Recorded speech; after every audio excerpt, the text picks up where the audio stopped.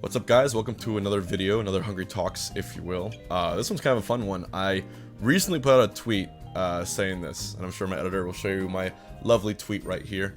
I said, it's always intrigued me that Smash gets to have 3 versions of Link, being Link, Young Link, and Toon Link, but only 2 versions of Mario, being Mario with and without PhD. Mario and Dr. Mario. That always has... It's kind of irked me a little bit. I don't know, like... Obviously, Ultimate brought in every single character from the entire Smash series. Dr. Mario was released in Super Smash Bros. Melee. Young Link was also released in Super Smash Bros. Melee. The original Mario and Link were released in 64. And then, of course, when Brawl came out, Toon Link was introduced as sort of third look at the character. But interestingly, Young Link was dropped from Brawl and Toon Link was replaced. So maybe they didn't want to have Young Link anymore, or maybe Nintendo wanted to have at least one other version of Link that was relevant to the game. Because in Smash 4, once again, they continued with Toon Link and didn't have Young Link. Probably because it was more fitting because they were using the design of Link for other games. Obviously, Wind Waker, the 8 Wind Waker remaster, Spirit Tracks, 4 Swords Adventures, so on and so forth. So that was like the more relevant Link at the time. And when Ultimate happened, everyone is here, so they brought everyone back. But I really would have loved to see a third Mario in the series. I mean, Mario is the face of Nintendo. I don't know if you can call him the face of Smash, but I think it's a pretty good ask just to have another version of him, considering how many titles he's been in. So, put out a tweet just today, and I sort of wanted to ask people who they think would be the third Mario in the game if he was DLC. You know, a lot of the times the DLC gets announced, there's hype for it, and then it kind of dies down right after because it's just sort of the connection you have with the character. Min Min came out recently, and yeah, there was hype for Min Min, but then like after a week, no one's even talking about it anymore. Byleth, people were talking about Byleth for a while afterwards, mainly because it's another Fire Emblem character and the controversy that drew. And I think that with DLC characters, sure, having a new character for a franchise is really fun and really cool and exciting. But at the same time, you want it to have longevity. You want it to be a character that people have interest in for a long amount of time. That's why bringing back retro characters like Banjo-Kazooie, you know, people still have much more of a connection to Banjo than they do with like Min Min, right? Or, you know, in this case, Joker, sure, he was a new character for the Persona series, but Persona was so beloved and so massive that that character is now emblematic in Smash, I feel. Not to mention that he's super top tier and super good. So, third Mario character, I think, would have a huge impact on the DLC for the series. I think it will be a very popular character as well.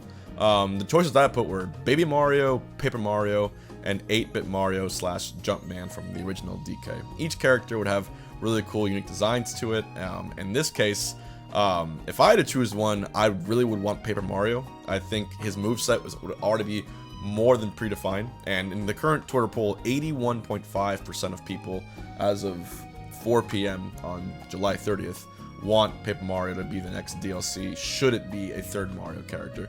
So, with Paper Mario, you have, you know, all the moves kind of already predefined based upon everything that was in the gaming series. Of course, you have Paper Mario for the N64, you got Thousand Year Door for the GameCube, you got Super Mario for the Wii, which is unique, I'll talk about that in a second, Color Splash for the Wii U, Sticker Star, and then, of course, recently, Origami King. There are so many moves Nintendo could pull out.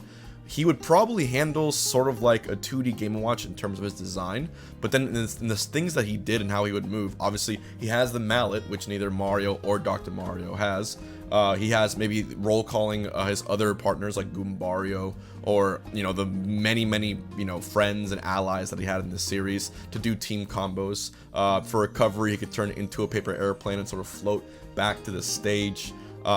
There's because it's an RPG, there's just so many possible elements to make him such a unique, fun character. You can do like multi-bonks or multi-bounces.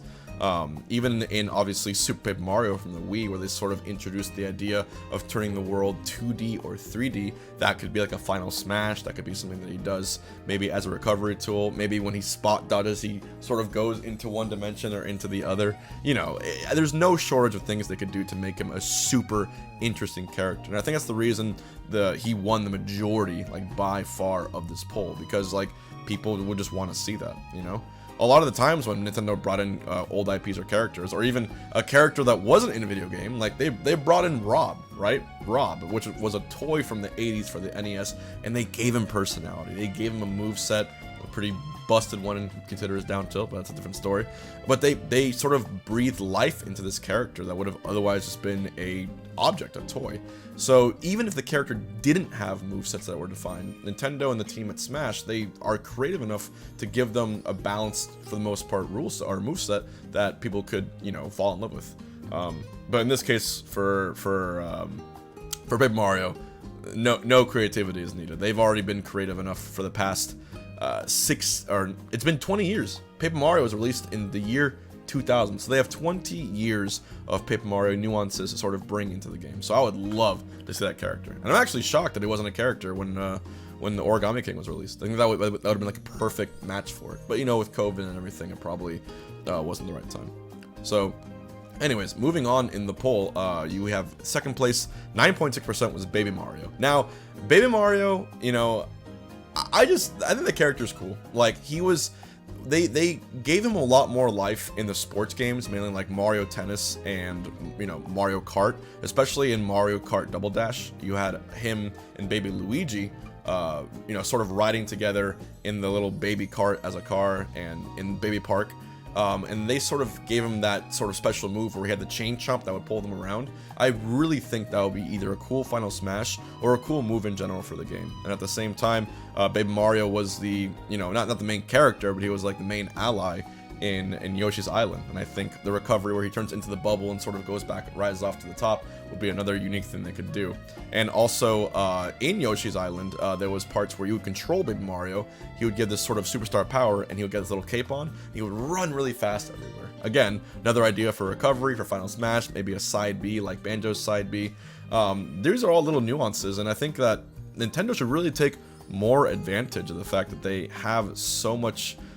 They've made Mario, Baby Mario, all the versions of Mario have such unique abilities throughout the entire series of Mario games, the hundreds that there have been, that they really, instead of like searching desperately to find, well, you know, what's popular here, what's popular there, people I think would really love that. So Baby Mario again would be really cool. Maybe have an echo with Baby Luigi, since both those characters are basically identical, just a different color hat.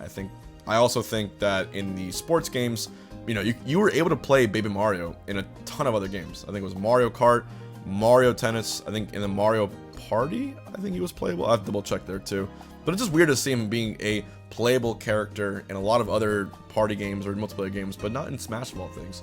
The same goes for like King Boo or even Toad. Like, these characters have been so consistently playable in other games. Why not Smash? I think they should look into it.